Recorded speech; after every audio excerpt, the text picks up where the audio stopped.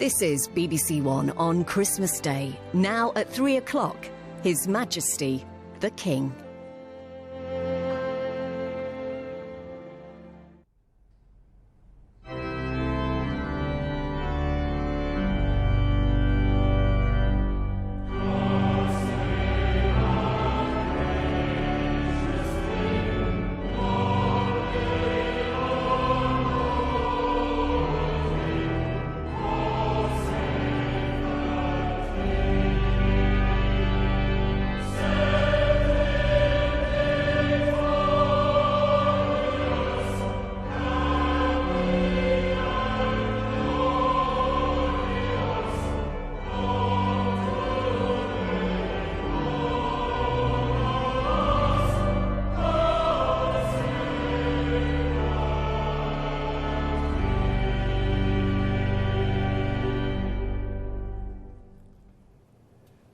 I'm standing here in this exquisite chapel of St. George at Windsor Castle, so close to where my beloved mother, the late Queen, is laid to rest with my dear father.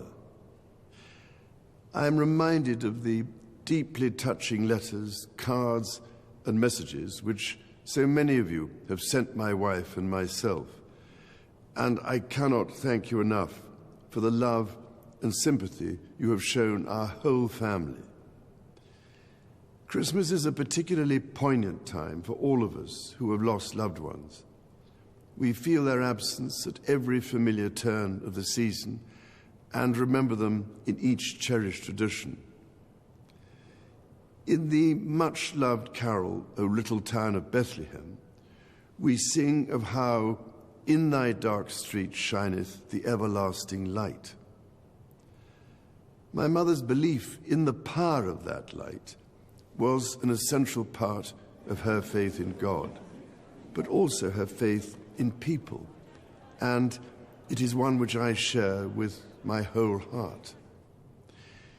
It is a belief in the extraordinary ability of each person to touch with goodness and compassion the lives of others and to shine a light in the world around them.